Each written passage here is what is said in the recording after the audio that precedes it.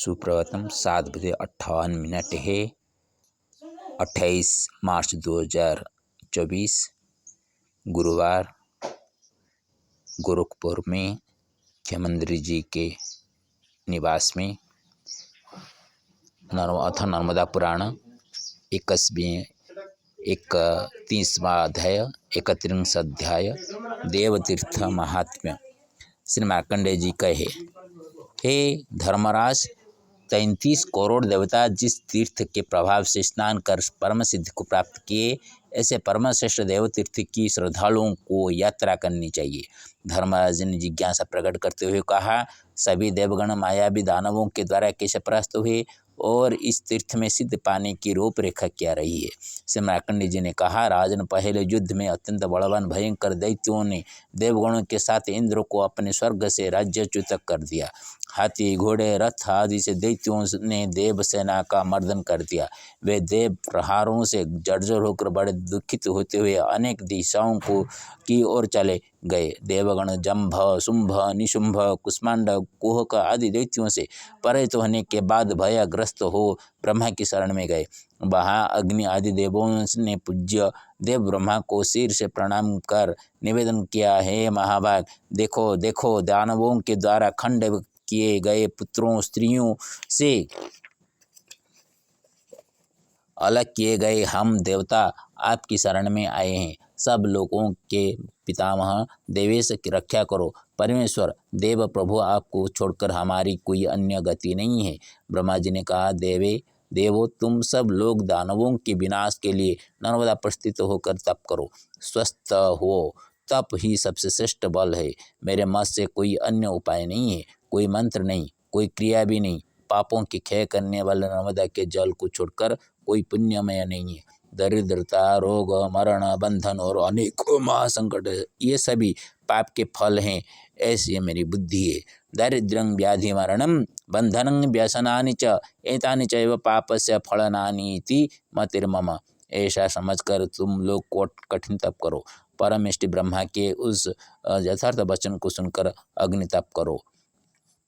अग्नि आदि सभी देव नर्मदा तट पर पहुँचे। वहाँ देवों ने तीव्र तप किया, उससे उनने सिद्धि पाई। उसी समय से वह तीर्थ श्रेष्ठ देवतीर्थ प्रसिद्ध हुआ। सब पापों का विनाशक वह तीर्थ तीनों लोकों में प्रशंसित है। जो पुरुष वहाँ जाकर भक्तिपूर्वक स्नान करता है, वह पुरुष मुक्ति फल को पाता है। हे राजन, उस तीर्थ में जो पुरुष ब्राह्मणों को भोजन कराता है, वह पुरुष श्रेष्ठ सुपात्र सहस्र ब्राह्मणों को भोजन कराने का फल पाता है। वहाँ बहुत पुण्य बढ़ाने वाली रमणीय देवशिला है। जो पुरुष संन्यास से मृत्यु पाते हैं, उनकी अक्षय गति होती है। हे राजन, जो पुरुष उस तीर्थ में अग्नि प्रवेश करता है, वह सीधा शिवलोक को जाता है।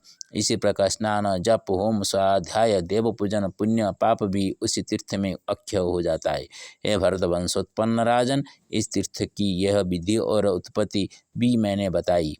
इस पापनाशक देवतीर्थ की महिमा का वर्णन जैसा शंकर जी ने हमसे किया था, ठीक वही कहा है। धर्मराज, मैंने आपके सम्मुख कथन किया। इस पापनाशक दुख निवारक देवतीर्थ की कथा जो लोग सुनाते हैं, वे देवलोकों के भागी होते हैं। संप्रति मया रचितं संस्कृतेन अथ नर्मदा पुराणम् 31 अध्यायः देवतीर्थः। धर्मराजो शृणु मे वाणी देवतीर्थस्य पुण्यताम्। शुम्भदैत्यैश्च पराजित्या च देवताः ब्रह्मा शरणगतेन तेनादिष्टेन देवताः नर्मदा तटमाश्रित्य तपश्चरेण बीजिताः। देवतीर्थस्य माहात्म्यं पुनश्च नर्मदा तटे ब्रह्मण भोजन कर्म पुण्यतां पुण्यदं बहु। दारिद्र्यं व्याधिमरणं बन्धनं व्यसनानि च एतानि चैव पापस्य फलानि इति मतिर्मम।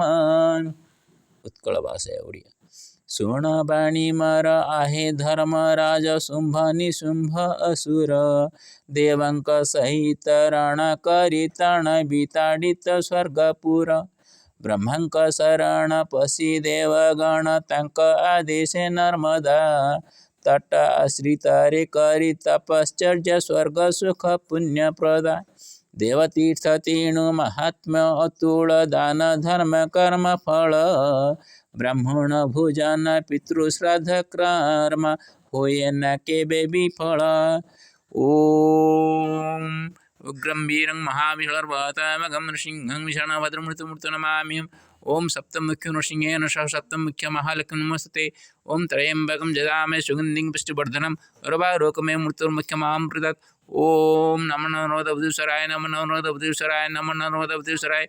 ओम नमः गोरखपुरीश्वराय नमो नमः. ओम नमः नर्मदा गोरखपुरीश्वराय नमो नमः. हरि ओम तत्सत्.